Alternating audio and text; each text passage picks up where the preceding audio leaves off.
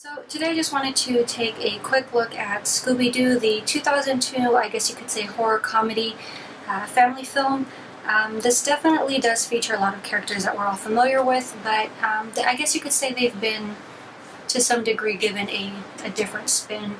The only noticeable difference in this one for me is just the fact that Daphne seems to be presented as more of an airhead, but she also is the only character in the film who primarily is more stylish. She has more wardrobe changes than everyone else, even though everyone else does change outfits from here and there from time to time. So if I'm remembering correctly, at the time Freddie Prinze Jr. as well as Sarah Gellar were actually a married couple at the time.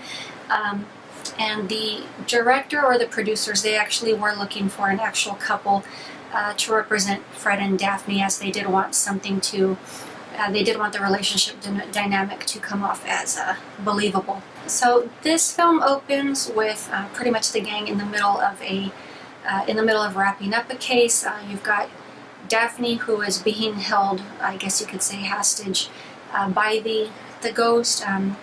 There's reference to the fact that she's always the damsel in distress, which she seems to resent. You've also got this cheeky person in the ghost costume who I guess keeps fondling or pinching her bottom. But yeah, it's definitely there for a humor factor, but obviously upon the completion of that case, the gang just pretty much just dissolves. They go their own separate ways, and it's actually 2 years later that they're all brought back together.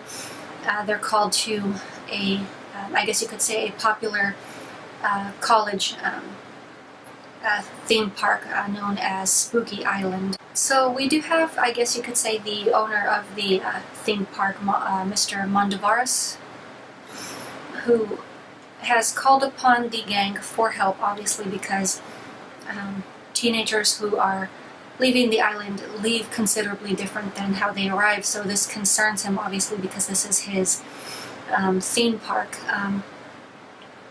Along the way, he also himself does become a suspect, apparently on the grounds that he's just spooky, according to Fred. But this does take a very interesting turn, because along the way we do get like these purple demon bunny things that are possessing people.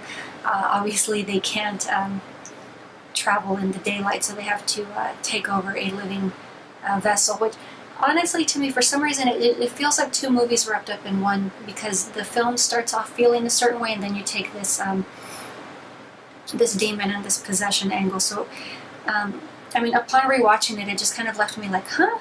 I mean, I haven't rewatched this movie in years. I'm definitely more familiar with this than the sequel. Honestly, I don't think I've ever seen the sequel up until today, which we'll discuss shortly. But I mean, I really didn't remember that angle in the story. I remember who the baddie was, but I just don't remember any demons or any possession or anything. But apparently, the whole thing is a plot to take over the world. And of course, spoiler alert, if you haven't seen the movie, we discovered that a member from the gang who had been kicked out years ago is actually behind this. So apparently he was trying to set them up, I guess, as well as, I guess, you know, just kind of like as a revenge plot, as well as just wind up on top just getting what he wanted. So we do discover that Mr. Mondavares is a robot, not an actual person. And of course, the one member who had been kicked out of the group is actually just kind of piloting him just to get around. So obviously, this member who had been kicked out was Scrappy-Doo, and he's not actually a puppy, come to discover. He actually just has a gland issue, which just forces him to remain small, even though he is a fully grown adult. Honestly, the first time I had ever seen this film, which was, yes, back in the early 2000s, I didn't care for it too much. I just kind of thought it was kind of dumb. And then, of course, rewatching it years later, I was like, hey, you know, this is kind of a cute movie. It's funny. And, of course, recently I did add this film to my collection. But yeah, I mean, for me, I'm just kind of weird about that. Like, I start off not liking something, and if I just leave it alone long enough and just rewatch it, it is something that I do just kind of wind up liking later on. But yes, this first movie, I think I do lean more towards the first film as far as the storylines that I have enjoyed within these live action films. So we do have Scooby-Doo 2 Monsters Unleashed, which was released in 2004, and for some reason I thought I had watched this movie before, apparently not, and come to think of it, I think this was actually during a period in my life when I was refusing to watch sequels because I considered sequels inferior. Why? I don't know. That does seem to be a popular belief amongst some people, but I obviously did miss out on a lot of films due to this, but I obviously corrected that. So I did watch this film recently. For some reason in the back of my mind, I found myself kind of just half believing or half thinking that I'd seen this before, but no, I've never seen the Scooby sequel until recently. It's not a bad film. The plot line just kind of loses me a little bit after a while. Obviously, you've got a previous bad guy who has resurfaced, and he has found a way to turn all of these ghosts and previous foes that the gang has faced into actual monsters. You also have the subplot of some news reporter just trying to destroy the gang and just kind of reveal them as frauds or as phonies. And then of course in the wrap-up you do realize that the news reporter was tied into this.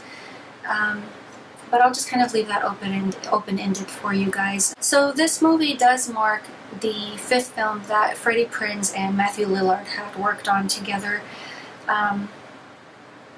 The other 4, of course, were Scooby-Doo, Summer Catch, She's All That, and Wing Commander. I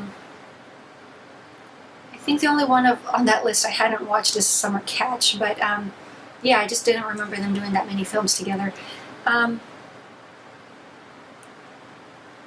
So that same year, coincidentally, Matthew Lillard and Seth Green also starred in Without a Paddle, which of course Seth Green was also in Scooby-Doo Monsters Unleashed, and of course Sarah Gellar starred on Buffy the Vampire Slayer with Seth Green, Seth of course playing the werewolf Oz.